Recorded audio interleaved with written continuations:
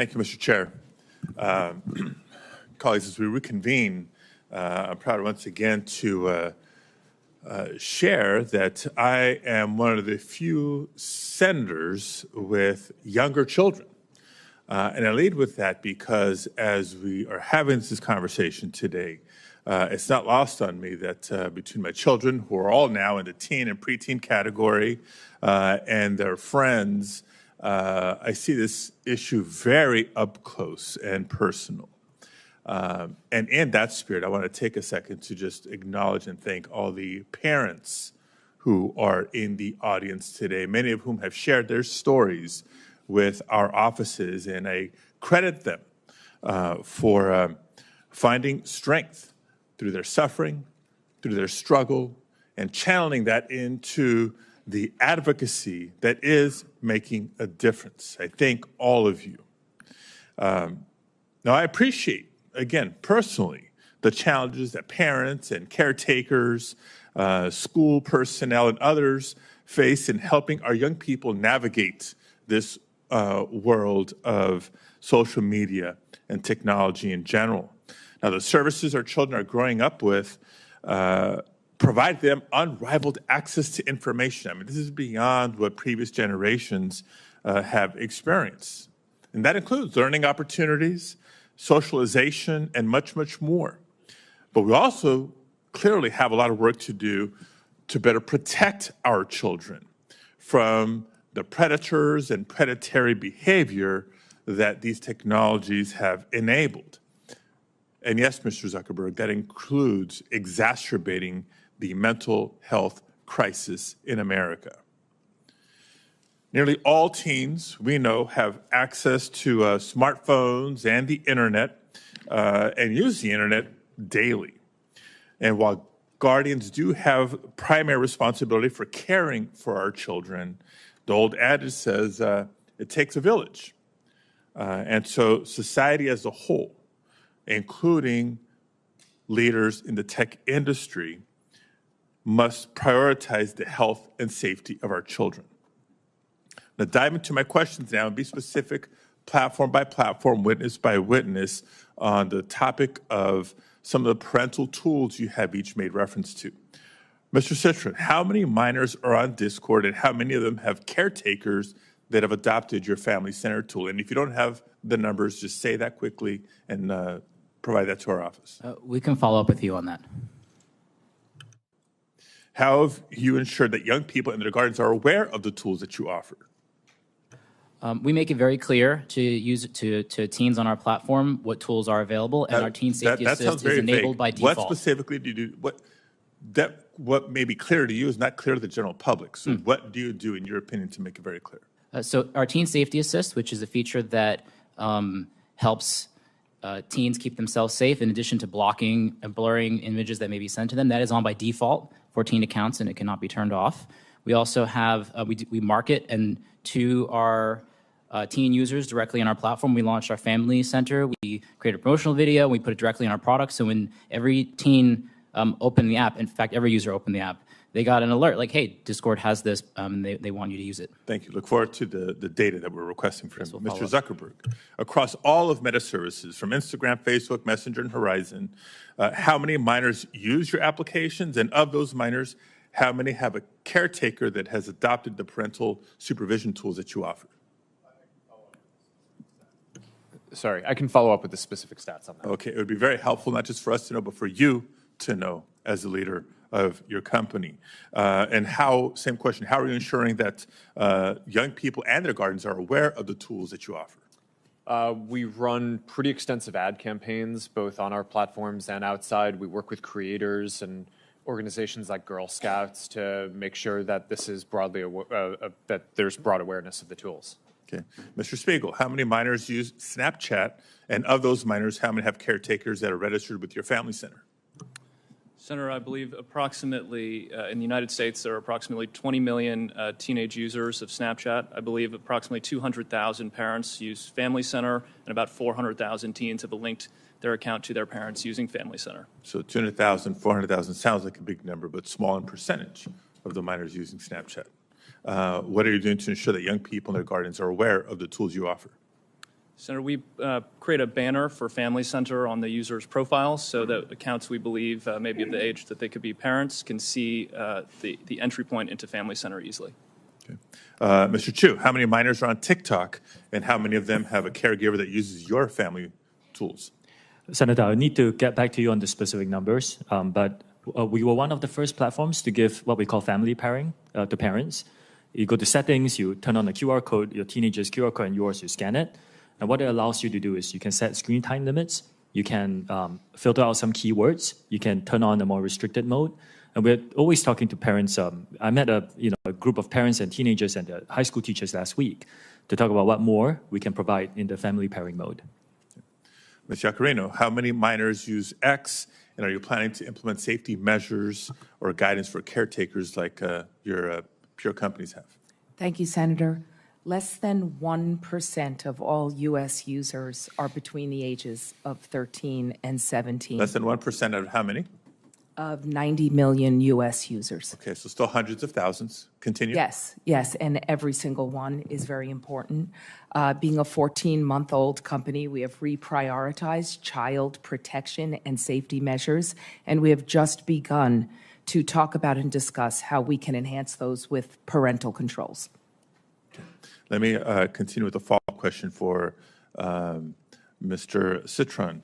In addition to keeping parents informed about the nature of various internet services, there's a lot more we obviously need to do. For today's purposes, while many companies offer a broad range of quote-unquote user empowerment tools, it's helpful to understand whether young people even find these tools helpful. So appreciate you sharing your Teen Safety Assist and the tools and how you're advertising it, but have you conducted any assessment of how these features are impacting minors' use of your platform? Our intention is to give teens tools, capabilities that they can use to keep themselves safe, and also so our teens can help keep teens safe. We recently launched Teen Safety Assist last year, and I do not have a study off the top of my head, but we'd be happy to follow up with you on that. Okay. My time is up. I'll have follow-up questions for each of you, either in the second round or through statements for the record on a similar assessment of the tools that you've proposed. Thank you, Mr. Chair. Thank you, Senator Padilla. Senator Kennedy. Thank you all for being here. Mr. Spiegel, I see you hiding down there. What does yada, yada, yada mean? I'm not familiar with the term, Senator. Very uncool. Can we agree that what you do, not what you say, what you do is what you believe and everything else is just cottage cheese? Yes, Senator. You agree with that? Speak up. Don't be shy. I've listened to you today. I've heard a lot of yada, yada, yadaing. And I've heard you talk about the reforms you've made, and I appreciate them. And I've heard you talk about the reforms you're going to make. But I don't think you're going to solve the problem. I think Congress is going to have to help you. I think the reforms you're talking about to some extent are going to be like putting paint on rotten wood. And I'm not sure you're going to support this legislation. I'm not. The fact is that you and some of your internet colleagues who are not here are no longer, you're not companies, you're countries. You're very, very powerful. And you and some of your colleagues who are not here have blocked everything we have tried to do in terms of reasonable regulation. Everything from privacy to child exploitation. And in fact, we have a new definition of recession. A recession is when, we know we're in a recession when Google has to lay off 25 members of Congress. That's what we're down to. We're also down to this fact that your platforms are hurting children. I'm not saying they're not doing some good things, but they're hurting children. And I know how to count votes, and if this bill comes to the floor of the United States Senate, it will pass. What we're going to have to do, and I say this with all the respect I can muster, is convince my good friend Senator Schumer to go to Amazon, buy a spine online, and bring this bill to the Senate floor. And the House will then pass it. Now, that's one person's opinion. I may be wrong, but I doubt it.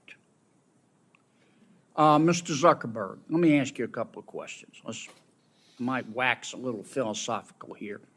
I have to hand it to you. You have convinced over 2 billion people to give up all of their personal information, every bit of it, in exchange for getting to see what their high school friends had for dinner Saturday night. That's pretty much your business model, isn't it? It's not how I would characterize it. And we give people the ability to connect with the people they care about and to engage with the topics that they care about. And you take this information, this abundance of personal information, and then you develop algorithms to punch people's hot buttons, and send and steer to them information that punches their hot buttons again and again and again to keep them coming back and to keep them staying longer. And as a result, your users see only one side of an issue. And so, to some extent, your platform has become a killing field for the truth, hasn't it? I mean, Senator, I disagree with that characterization. We build ranking and recommendations because people have a lot of friends and a lot of interests, and they want to make sure that they see the content that's relevant to them. We're trying to make a product that's useful to people and make our services as helpful as possible for people to connect with the people they care about and the interests they care about. But you don't That's what we show do. them both sides. You don't give them balanced information. You just keep punching their hot buttons, punching their hot buttons. You don't show them balanced information so people can discern the truth for themselves. And you rev them up so much that so often your platform and others becomes just cesspools of snark where nobody learns anything, don't they? Well, Senator, I disagree with that. I think people can engage in the things that they're interested in and learn quite a bit about those. We have done a handful of different experiments and things in the past around news and trying to show content on a diverse set of perspectives. I think that there's more that needs to be explored there, but I don't think that we can solve that by ourselves. One of the things that I saw... I'm sorry to cut you off, Mr. President, but I'm going to run out of time. Do you think your users really understand what they're giving to you, all of their personal information, and how you process it and how you monetize it? Do you think people really understand? Senator, I think people understand the basic terms. I mean, I think that there's... I actually think that a lot of people overestimate how much information It's been a couple of years since we talked about this. Does your user agreement still suck? I'm not sure how to answer that, Senator. Can you still hide a dead body and all that legalese where nobody can find it?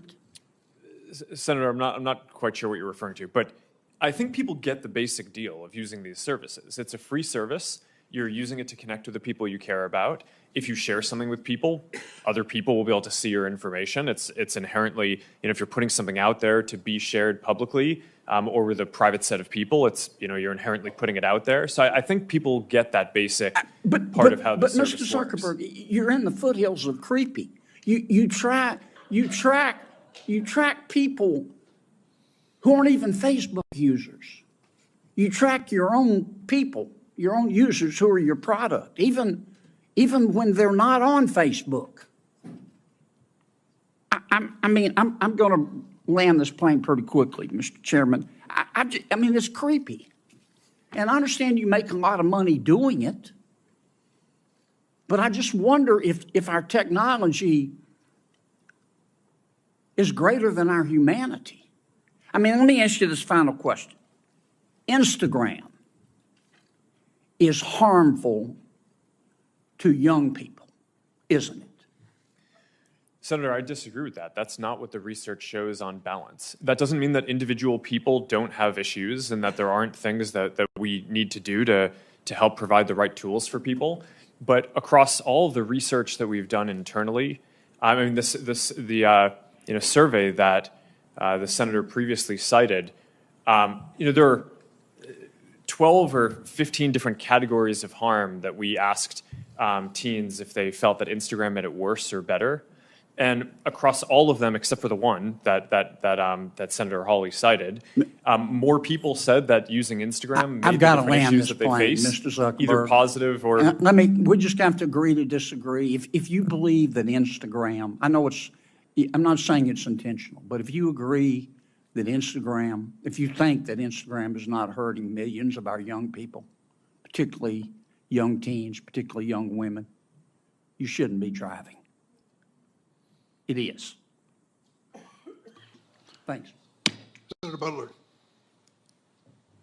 Thank you, Mr. Chair, and thank you to our panelists who've come to have an important conversation with us. Most importantly, I want to appreciate the families who have shown up to continue to be remarkable champions of your children and your loved ones, for being here, and in particular to California families that I was able to just talk to on the break, the families of Sammy Chapman from Los Angeles and Daniel Puerta from Santa Clarita. They are here today and are doing some incredible work to not just protect the memory and legacy of their boys, but the work that they're doing is going to protect my 9-year-old. And that is indeed why we're here. There are a couple questions that I want to ask some individuals. Let me start with a question for each of you. Mr. Citron, have you ever sat with a family and talked about their experience and what they need from your product? Yes or no? Yes, I have spoken with parents about how we can build tools to help them. Mr. Spiegel, have you sat with families and young people to talk about your products and what they need from your product? Yes, Senator. Mr. Hsu? Yes, I just did it 2 weeks ago, for example. I don't want to know what you did for the hearing prep, Mr. Chu. I just wanted to know if it's you an did example. anything Senator, in it's an terms example. of designing the product that you are creating. Mr. Zuckerberg, have you sat with parents and young people to talk about how you design product for your consumers? Yes, over the years, I've had a lot of conversations with parents. You know, that's interesting, Mr. Zuckerberg, because we talked about this last night and you gave me a very different answer. I asked you this very question. Well, I told you that I didn't know what specific processes our company had. No, Mr. for Zuckerberg, answering. you said to me that you had not. I must have misspoke. I want to give you the room to misspeak, Mr. Zuckerberg, but I asked you this very question. I asked all of you this question, and you told me a very different answer when we spoke, but I won't belabor it. Can I, a number of you have talked about X, Ms. Giacarino, have you talked to parents directly, young people, about designing your product? As a new leader of X, the answer is yes. I've spoken to them about the behavioral patterns because less than 1% of our users are in that age group. But yes, I have spoken to them. Thank you, ma'am. Mr. Spiegel, there are a number of parents whose children have been able to access illegal drugs on your platform. What do you say to those parents? Well, Senator, we are devastated that we cannot To the prevent- parents, what do you say to those parents, Mr. Spiegel? I'm so sorry that we have not been able to prevent these tragedies. We work very hard to block all search terms related to drugs from our platform. We proactively look for and detect drug-related content. We remove it from our platform, preserve it as evidence, and then we refer it to law enforcement for action. We've worked together with nonprofits and with families on education campaigns because the scale of the fentanyl epidemic is extraordinary. Over 100,000 people lost their lives last year, and we believe people need to know that one pill can kill. That campaign reached was viewed more than 260 million times on Snapchat. We also Mr. Spiegel, there are two fathers in this room who lost their sons. They're 16 years old. Their children were able to get those pills from Snapchat. I know that there are statistics, and I know that there are good efforts. None of those efforts are keeping our kids from getting access to those drugs on your platform. As a California company, all of you, I've talked with you about what it means to be a good neighbor and what California families and American families should be expecting from you. You owe them more than just a set of statistics. And I look forward to you showing up on all pieces of this legislation, all of you, showing up on all pieces of legislation to keep our children safe. Mr. Zuckerberg, I want to come back to you. I talked with you about being a parent to a young child who doesn't have a phone, is not on social media at all. And one of the things that I am deeply concerned with as a parent to a young Black girl is the utilization of filters on your platform that would suggest to young girls utilizing your platform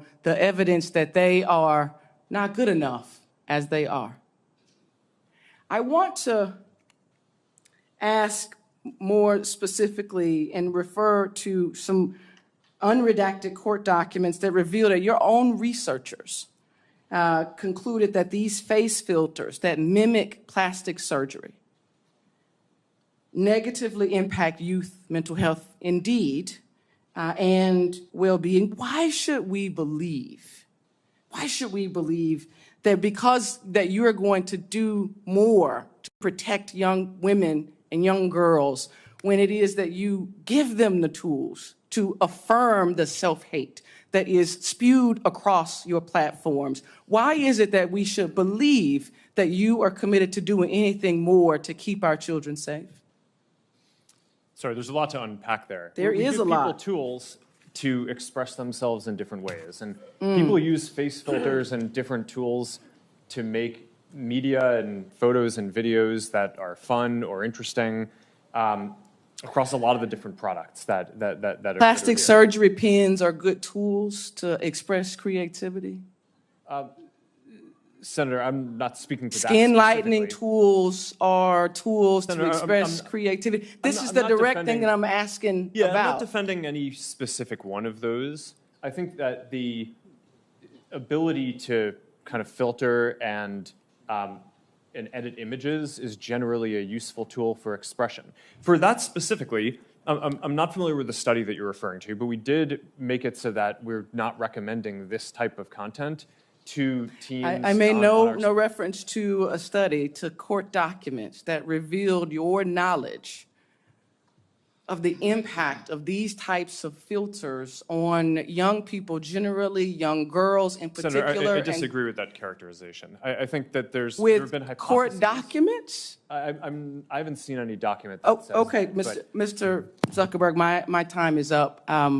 I hope that you hear what is being offered to you and are prepared to step up and do better. I know this Senate committee is going to do our work to hold you to greater account. Thank you, Mr. Chair. Senator Tillis. Thank you, Mr. Chair. Thank you all for being here. I don't feel like I'm going to have an opportunity to ask a lot of questions, so I'm going to reserve the right to submit some for the record. But I have heard, we've had hearings like this before. I've been in the Senate for 9 years. I've heard hearings like this before. I've heard horrible stories about people who have died, committed suicide, been embarrassed. Every year, We have an annual flogging every year. And what materially has occurred over the last 9 years? Do any of you all, just yes or no question, do any of y'all participate in an industry consortium trying to make this fundamentally safe across platforms? Yes or no, Mr. Zuckerberg? Yes. There's a variety of organizations Do you that we participate in them? work. Which organizations? I should say, does anyone here not participate in an industry? I actually think it would be immoral for you all to consider it a strategic advantage to keep safe or to keep private something that would secure all these platforms to avoid this sort of problem. Do you all agree with that? That anybody that would be saying you want ours because ours is the safest and these haven't figured out the secret sauce, that you as an industry realize this is an existential threat to you all if we don't get it right, right? I mean, you've got to secure your platforms. You got to deal with this. Do you not have an inherent mandate to do this? Because it would seem to me if you don't, you're going to cease to exist. I mean, we could regulate you out of business if we wanted to. And the reason I'm saying it may sound like a criticism. It's not a criticism. I think we have to understand that there should be an inherent motivation for you to get this right. Our Congress will make a decision that could potentially put you out of business. Here's the reason I have a concern with that, though. I just went on the internet while I was listening intently to all the other members speaking, and I found a dozen different platforms outside the United States, 10 of which are in China, 2 of which are in Russia. Their daily average subscriber or active membership numbers in the billions. Well, people say you can't get on China's version of TikTok. It took me one quick search on my favorite search engine to find out exactly how I could get an account on this platform today. And so the other thing that we have to keep in mind, I come from technology. I could figure out, ladies and gentlemen, I could figure out how to influence your kid without them ever being on a social media platform. I can randomly send text and get a bite and then find out an email address and get compromising information. It is horrible to hear some of these stories, and I have shared and I've had these stories occur in my hometown down in North Carolina. But if we only come here and make a point today and don't start focusing on making a difference, which requires people to stop shouting and start listening and start passing language here, the bad actors are just going to be off our shores. I have another question for you all. How many people roughly, if you don't know the exact numbers, okay, roughly how many people do you have looking 24 hours a day at these horrible images? And just go real quick with an answer down the line and filtering it out. It's most of the 40,000 about people who work on safety and security. again? We have 2,300 people all over the world. Okay. We have 40,000 trust and safety professionals around the world. We have approximately 2,000 people dedicated to trust and safety and content moderation.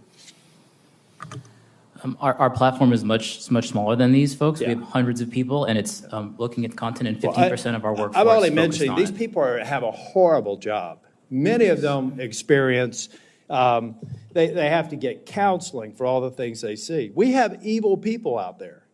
And we're not going to fix this by shouting past or talking past each other. We're going to fix this by every one of y'all being at the table and hopefully coming closer to what I heard one person say, supporting a lot of the good bills, like one that I hope Senator Blackburn mentions when she gets a chance to talk. But guys, if you're not at the table and securing these platforms, you're going to be on it. And the reason why I'm not okay with that is that if we ultimately destroy your ability to create value and drive you out of business, the evil people will find another way to get to these children. And I do have to admit, I don't think my mom's watching this one, but there is good. We can't look past good that is occurring. My mom, who lives in Nashville, Tennessee, and I talked yesterday, and we talked about a Facebook post that she made a couple of days ago. We don't let her talk to anybody else. That connects my 92-year-old mother with her grandchildren and great-grandchildren. That lets a kid who may feel awkward in school to get into a group of people and relate to people. Let's not throw out the good because we haven't all together focused on rooting out the bad. Now, I guarantee you, I could go through some of your governance documents and find a reason to flog every single one of you because you didn't place the emphasis on it that I think you should. But at the end of the day, I find it hard to believe that any of you people started this business, some of you in your college dorm rooms, for the purposes of creating the evil that is being perpetrated on your platforms. But I hope that every single waking hour, you're doing everything you can to reduce it. You're not going to be able to eliminate it. And I hope that there are some enterprising young tech people out there today that are going to go to parents and say, ladies and gentlemen, your children have a deadly weapon. They have a potentially deadly weapon, whether it's a phone or a tablet. You have to secure it. You can't assume that they're going to be honest and say that they're 16 when they're 12. We all have to recognize that we have a responsibility to play, and you guys are at the tip of the spear. So I hope that we can get to a point to where we are moving these bills. If you got a problem with them, state your problem. Let's fix it. No is not an answer. And know that I want the United States to be the beacon for innovation, to be the beacon for safety, and to prevent people from using other options that have existed since the internet has existed to exploit people. And count me in as somebody that will try and help out. Thank you, Mr. Chair. Thank you, Senator Tillis. Next is Senator Ossoff. Thank you, Mr. Chairman, and thank you to our witnesses today. Mr. Zuckerberg, I want to begin by just asking a simple question, which is, do you want kids to use your platform more or less? Well, we don't want people under the age of 13 using. Do you want teenagers 13 and up to use your platform more or less? Well, we would like to build a product that is useful and that people want to use more. My time is going to be limited, so it's just, do you want them to use it more or less? Teenagers 13 to 17 years old, do you want them using Meta products more or less? I'd like them to be useful enough that they want to use them more. You want them to use it more. I think herein we have one of the fundamental challenges. In fact, you have a fiduciary obligation, do you not, to try to get kids to use your platform more? It depends on how you define that. We obviously are a business. I'm sorry, Mr. Zuckerberg, our time is, it's self-evident that you have a fiduciary obligation to get your users, including users under 18, to use and engage with your platform more rather than less, correct? Over the long term, but in the near term, we often take a lot of steps, including we made a change to show less videos that on the platform that reduced amount of time by more than 50 million Okay, hours. but if your shareholders ask you, Mark, I wouldn't, Mr. Zuckerberg here, but your shareholders might be on a first-name basis with you. Mark, are you trying to get kids to use Meta products more or less? You'd say more, right? Well, I would say that over the long term, we're trying to create the most I mean, value let's look. So the 10K you file with the SEC, a few things I want to note. Here are some quotes, and this is a filing that you signed, correct? Yes. Yeah. Our financial performance has been and will continue to be significantly determined by our success in adding, retaining, and engaging active users. Here's another quote. If our users decrease their level of engagement with our products, our revenue, financial results, and business may be significantly harmed. Here's another quote. We believe that some users, particularly younger users, are aware of and actively engaging with other products and services similar to or as a substitute for ours. It continues, in the event that users increasingly engage with other products and services, we may experience a decline in use and engagement in key demographics or more broadly, in which case our business would likely be harmed. You have an obligation as the chief executive to encourage your team to get kids to use your platform more. Senator, Fundamental, I think this is... is that not self-evident? You have a fiduciary Senator, I think obligation to your not, shareholders to get kids to use your platform more. I think that the thing that's not intuitive is the direction is to make the products more useful, so that way people want to use them more.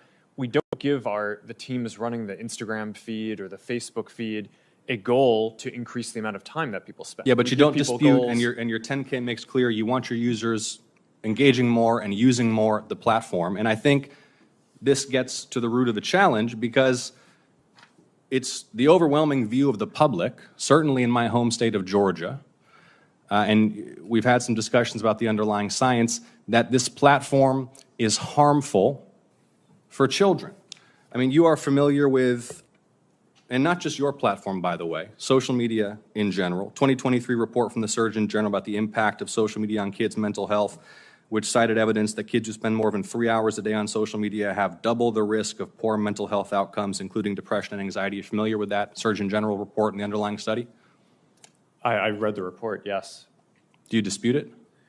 No, but I think it's important to characterize it correctly. I think what he was flagging in the report is that there seems to be a correlation, and obviously the mental health issue is very important, so it's something that needs to be studied we know. further. The thing is, that's everyone knows there's a correlation. Everyone knows that kids who spend a lot of time, too much time on your platforms are at risk. And it's not just the mental health issues. I mean, let me ask you another question. Is your platform safe for kids? I believe it is, but there's an important difference between correlation and causation. Because we're not going to be able to get anywhere. We want to work in a productive, open, honest, and collaborative way with the private sector to pass legislation that will protect Americans, that will protect American children above all, and that will allow businesses to thrive in this country. If we don't start with an open, honest, candid, realistic assessment of the issues, we can't do that. The first point is you want kids to use the platform more. In fact, you have an obligation to. But if you're not willing to acknowledge that it's a dangerous place for children, the internet is a dangerous place for children, not just your platform, isn't it? Isn't the internet a dangerous place for children? I think it can be. Yeah, there's both great things that people can do, and there are harms that we need to work to Yeah, mitigate. it's a dangerous place for children. There are families here who have lost their children. There are families across the country whose children have engaged in self-harm, who have experienced low self-esteem, who have been sold deadly pills on the internet. The internet's a dangerous place for children, and your platforms are dangerous places for children. Do you agree? I think that there are harms that we need to work to mitigate. Okay. I mean, I'm not going to, I think overall... Why not? Why not? Why not just acknowledge it? Why do we have to do the very careful code? I disagree with the characterization that the internet's a dangerous place for children?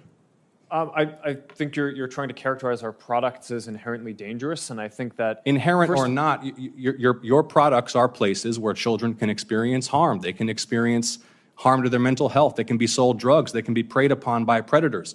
They're dangerous places. And yet, you have an obligation to promote the use of these platforms by children. And look, all I'm trying to suggest to you, Mr. Zuckerberg, and my time is running short, is that in order for you to succeed, you and your colleagues here, we have to acknowledge these basic truths. We have to be able to come before the American people, the American public, the people in my state of Georgia, and acknowledge the internet is dangerous, including your platforms. There are predators lurking. There are drugs being sold. There are harms to mental health that are taking a huge toll on kids' quality of life. And yet you have this incentive, not just you, Mr. Zuckerberg, all of you have an incentive to boost, maximize use, utilization, and engagement. And that is where public policy has to step in to make sure that these platforms are safe for kids. So kids are not dying, so kids are not overdosing, so kids are not cutting themselves or killing themselves because they're spending all day scrolling instead of playing outside. And I appreciate all of you for your testimony. We will continue to engage as we develop this legislation. Thank you. Senator from Tennessee. Thank you, Mr. Chairman. Thank you to each of you for coming. And I know some of you had to be subpoenaed to get here, but we do appreciate that you all are here. Mr. Chu, I want to come to you first.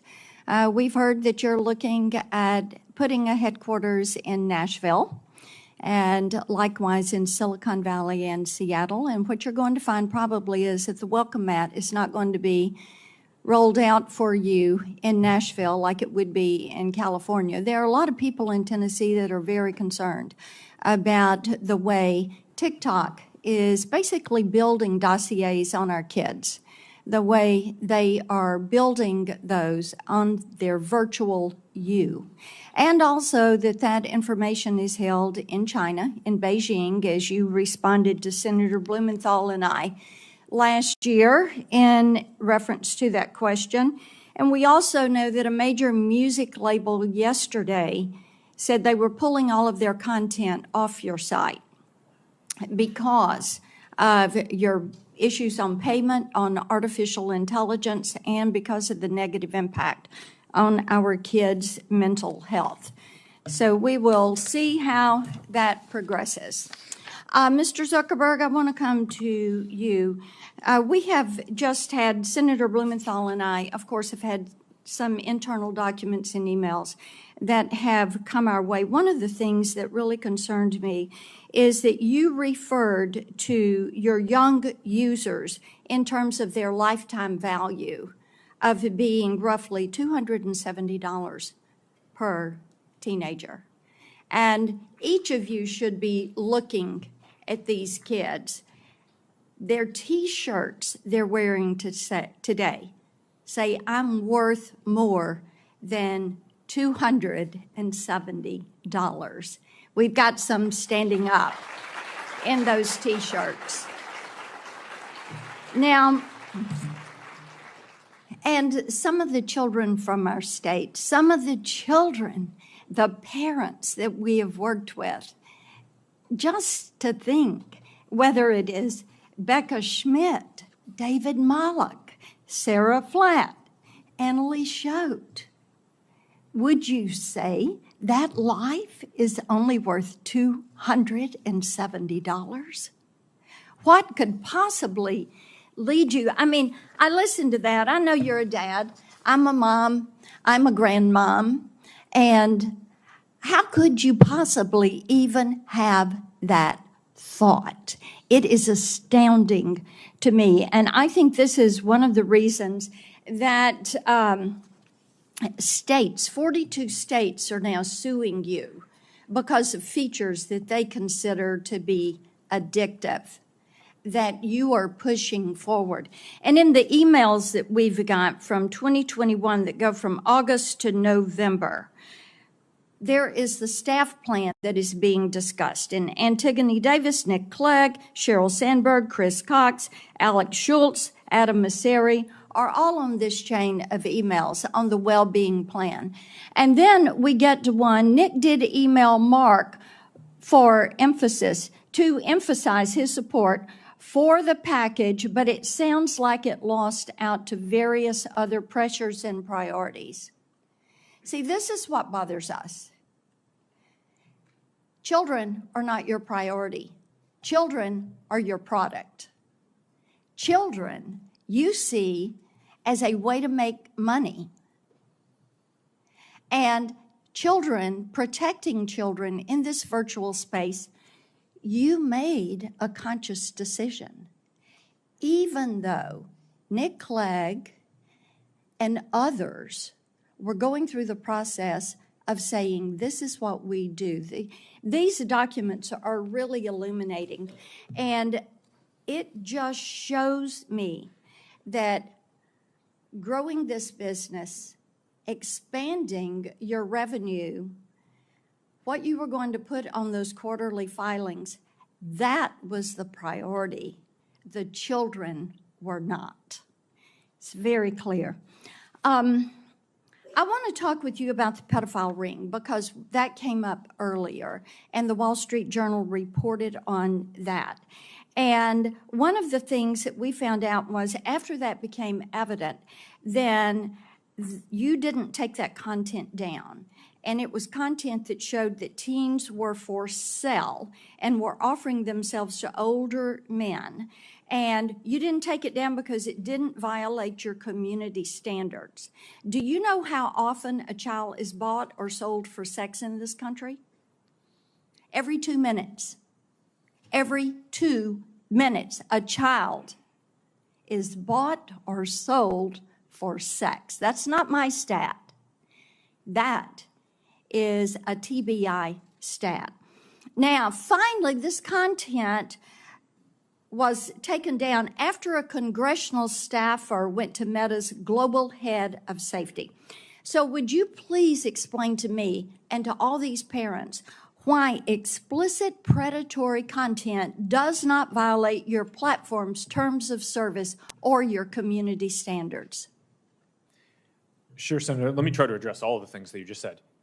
It does violate our standards. We work very hard to take it down. Didn't take it down. We've reported I think it's more than 26 million examples of this kind of content. Didn't and take it people to down nitpick. until a congressional staffer brought it up. It may be that in this case we made a mistake and missed something. I but think we you have, make a lot of mistakes. But we So have, let's we have move leading on. teams that I want to identify talk more than with you about your Instagram Creators Program and about the push. We found out through these documents that you actually are pushing forward because you want to bring kids in early. You see these younger teenagers as valuable but an untapped audience, quoting from the emails, and suggesting teens are actually household influencers to bring their younger siblings into your platform, into Instagram.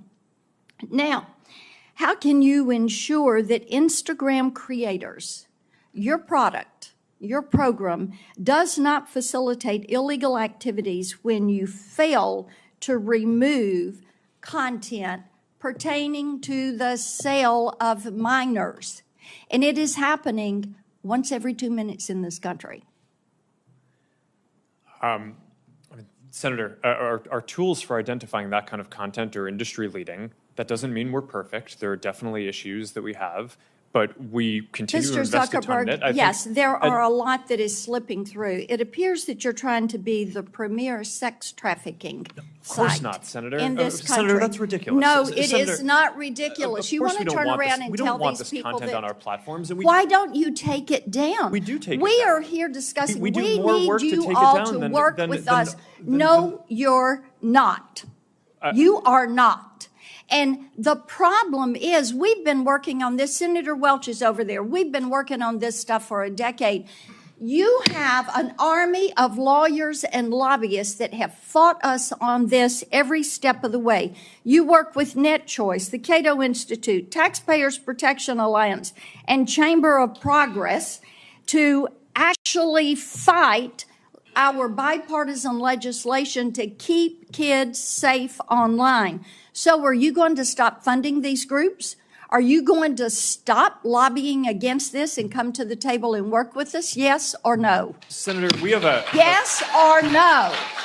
Of course we'll work with you on the legislation. Okay, I mean, the it's door been hard is to- open. We've got all these bills. You need to come to the table. Each and every one of you need to come to the table. And you need to work with us.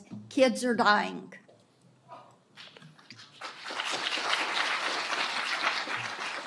Senator Welch? I want to thank my colleague, Senator Blackburn, for her decade of work on this. I actually have some optimism. There is a consensus today that didn't exist, say, 10 years ago, that there is a profound threat to children, to mental health, to safety. There's not a dispute. That was in debate before. That's a starting point. Secondly, we're identifying concrete things that can be done in 4 different areas. 1 is industry standards. 2 is legislation. 3 are the courts. And then 4 is a proposal that Senator Bennett, Senator Graham, myself, and Senator Warren have to establish an agency, a governmental agency, whose responsibility would be to engage in this on a systematic, regular basis with proper resources. And I just want to go through those. I appreciate the industry standard decisions and steps that you've taken in your companies. But it's not enough, and that's what I think you're hearing from my colleagues. Like, for instance, where there are layoffs in it is in the trust and verify programs. That's alarming because it looks like there is a reduction in emphasis on protecting things. Like, you just added, Ms. Iacarino, 100 employees in Texas in this category. And how many did you have before? The company is just coming through a significant restructuring.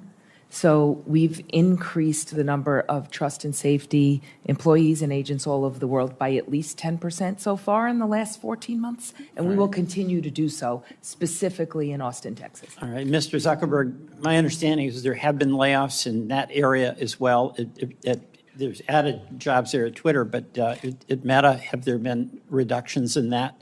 There have been across the board, not really focused on that area. I think our investment is relatively consistent over the last couple of years. Right, we invested almost $5 billion in this work last year, and I think this year will be on the same order of magnitude. All right, and another question that's come up is when, to the horror of a user of any of your platforms, somebody has an image on there that's very compromising, often of a sexual nature. Is there any reason in the world why a person who wants to take that down can't have a very simple same-day response to have it taken down? I'll start with Twitter on that. Okay. I'm sorry, Senator, I was taking notes. Could you repeat the question? Well, there's a lot of examples of a young person finding out about an image that is of them and really compromises them and actually can create suicidal thoughts.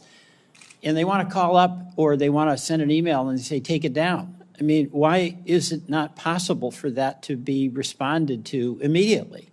Well, we all strive to take down any type of violative content or disturbing content immediately. At X, we have increased our capabilities with a two-step reporting process. If I'm a parent or I'm a kid and I want this down, shouldn't there be methods in place where it comes down? You can see what the image is. Yes. An ecosystem-wide standard would improve and actually enhance the experience for users at all our platforms. All right. There actually is an organization that I think a number of the companies up here are a part of called Take It Down. It's some technology that we and a few others all right, built. so you all are in favor of that because that is going to give some peace of mind to people. All right, it really, really matters. I don't have that much time, so we've talked about the legislation, and Senator White House had asked you to get back with your position on Section 230, which I'll go to in a minute. But I would welcome each of you responding as to your company's position on the bills that are under consideration in this hearing. All right? I'm just asking you to do that. Third, the court. This big question of Section 230. And today, I'm pretty inspired by the presence of the parents who have turned their extraordinary grief into action and hope that other parents may not have to suffer what for them is a devastating, for everyone, a devastating loss. Senator Whitehouse asked you all to get back very concretely about Section 230 and your position on that. But it's an astonishing benefit that your industry has that no other industry has. They just don't have to worry about being held accountable in court if they're negligent. So you've got some explaining to do, and I'm just reinforcing Senator Whitehouse's request that you get back specifically about that. And then finally, I want to ask about this notion, this idea of a federal agency who's resourced and whose job is to be dealing with public interest matters that are really affected by big tech. It's extraordinary what has happened in our economy with technology, and your companies represent innovation and success. But just as when the railroads were ascendant and were in charge and ripping off farmers because of practices they were able to get away with, just as when Wall Street was flying high, but there was no one regulating blue sky laws. We now have a whole new world in the economy. And Mr. Zuckerberg, I remember you testifying in the Energy and Commerce Committee, and I asked you your position on the concept of a federal regulatory agency. My recollection is that you were positive about that. Is that still the case? I think it could be a reasonable solution. There are obviously pros and cons to doing that versus the normal the current structure of having different regulatory agencies focused on specific issues. But because a lot of the things trade off against each other, like one of the topics that we talked about today is encryption, and that's obviously really important for privacy and security. Right. But Can we just go down the line? I'm at the end, but thank you. Mr. Giacomino? Senator, I think the industry initiative to keep those conversations going would be something X would be very, very proactive about. If you think about our support of the REPORT Act, the SHIELD Act, the Stop CSAM Act, our support of the Project Safe Childhood Act, I think our intentions are clear to participate and to lead here. Yeah. Senator, we support national privacy legislation, for example, so that sounds like a good idea. We just need to understand what it means. All right. Mr. Spiegel? Senator, we'll continue to work with your team, and we'd certainly be open to exploring the right regulatory body for big technology. But the idea of a regulatory body is something that you can see has merit. Yes, Senator. And Mr. Sifrin? Yeah, we're very open to working with you and our peers and anybody on helping make the internet a safer place. You know, I think you mentioned this is not a one-platform problem. Right. So we do look to collaborate with other companies and with nonprofits in the government. Okay. I thank you all. Mr. Chairman, I yield back. Thank you, Senator Welch. Well, we're going to conclude this hearing, and thank you all for coming today. You probably have your scorecard out there. You've met at least 20 members of this committee and have your own impressions of their questioning, approach, and the like. But the one thing I want to make clear as chairman of this committee for the last 3 years is this was an extraordinary vote on an extraordinary issue. A year ago, we passed 5 bills unanimously in this committee. You heard all the senators. Every spot on the political spectrum was covered. Every single senator voted unanimously in favor of the 5 pieces of legislation we've discussed today. It ought to tell everyone who follows Capitol Hill and Washington a pretty stark message. We get it, and we live it. As parents and grandparents, we know what our daughters and sons and others are going through. They cannot cope. They cannot handle this issue on their own. They're counting on us as much as they're counting on the industry to do the responsible thing. And some will leave with impressions of our witnesses and the companies they represent that you're right as an American citizen.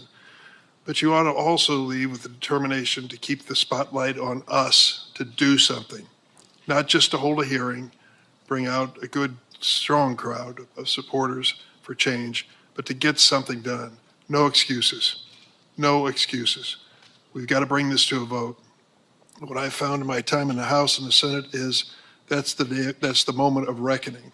Speeches notwithstanding, press releases and the like. The moment of reckoning is when we call a vote on these measures. It's time to do that. I don't believe there's ever been a moment in America's wonderful history when a business or industry has stepped up and said, regulate us, put some legal limits on us.